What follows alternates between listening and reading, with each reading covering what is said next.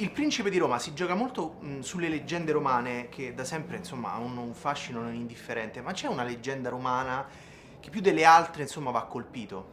Quella della mentuccia sulla trippa. Non capisco che differenza c'è tra la mentuccia romana e la menta normale. A quali leggende fai riferimento, scusami? Beh, si parla di Beatrice Cenci per dire. Ho capito. È una leggenda, no? Ma Chiaramente. non è leggenda, è storia. Però c'è la leggenda che oggi la troviamo sul ponte a Castel Sant'Angelo con. Mi riferisco a queste leggende Ok, qua. allora. Ok, va bene. Esattamente. Va bene. Allora passi. Diamo la parola a Beatrice. Visto che l'ha interpretata, tra l'altro. Sì. Certo, e non Sì, c'entra nulla con la mentuccia. Non sapevo dell'esistenza di queste leggende. Ho chiesto a Edoardo, che è il primo fan in assoluto di leggende romane e romanità, e mi ha raccontato appunto di Beatrice Cenci, sul ponte appunto di Castel Sant'Angelo, delle varie evocazioni che si possono fare nei cimiteri, e devo dire mi sento più tranquilla a pensare soltanto a Beatrice Cenci sul ponte. Comunque sì, diciamo queste sono le leggende di cui abbiamo parlato, fantasmi e evocazioni e quant'altro. Ecco, fantasmi, presenze, figure, ma c'è una figura che vorreste in qualche modo incontrare del passato, chiaramente. Io, Beh, tutte e due, ci siete voi. ma è di un passato, di un passato molto prossimo, vorrei rincontrare Berlinguer io. Ma non c'entra niente col Papa, non c'entra niente col Borgia. No, è libero. Dico, Potrebbe ok, essere sì. Berlinguer come Jimi Hendrix. Jimi Hendrix anche mi farebbe piacere, ma Berlinguer due cose vorrei chiedergliele, perché c'è qualcosa l'ha trascurata prima di andarsene.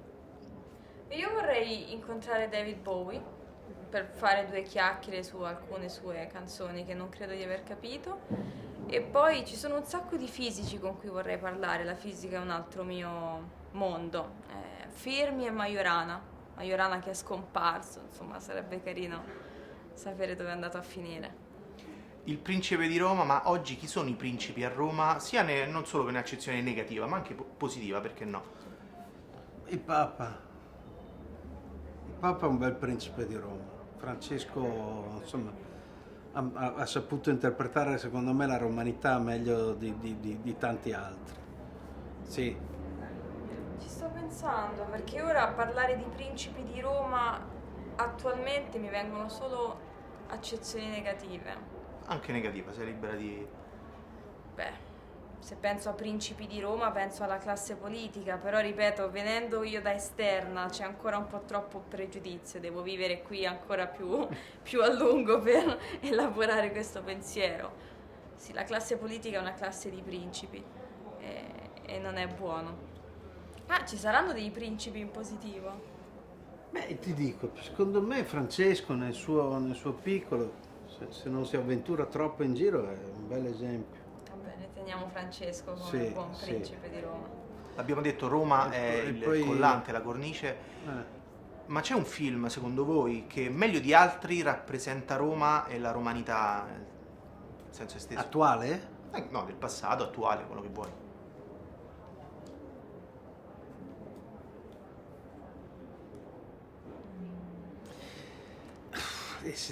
Però è è un riferimento abbastanza scontato, è la Roma di Moretti, che è l'ultima Roma che ricordo, che mi creava un po' di curiosità. Ahimè, quella Roma temo che sia solo, insomma, un ricordo. Per quanto fosse sofferta, quella fotografia di questa città, però era sicuramente viva. Adesso, boh. È rimasta la Roma d'agosto che gli piaceva, però. Sì. Ad agosto c'è ancora la sua Roma. È vero, è vero, è vero, è vero. Che forse è la più bella, no? Sì. Ultima cosa, Giuseppe, ma sei senza barba, ma cosa hai pensato? Perché, come puoi vedere, Guarda, quando tutto rasato, che hai pensato? ho pensato che non fosse un buon momento né per Roma né per me, onestamente. Ho pensato, si è avverato in questo momento, in questa situazione, si è avverato un sogno e un incubo. Sogno era da bambino, tra i vari mestieri che volevo fare, c'era l'idraulico onestamente, c'era l'astronauta come tanti bambini, ma c'era anche il Papa. E quindi ho detto si è avverato un sogno, ma nello stesso tempo si è realizzato un incubo che ogni tanto mi assale svegliarmi senza barba. È successo. Grazie. Grazie a te. Grazie. Grazie per lo spirito. Grazie. Grazie.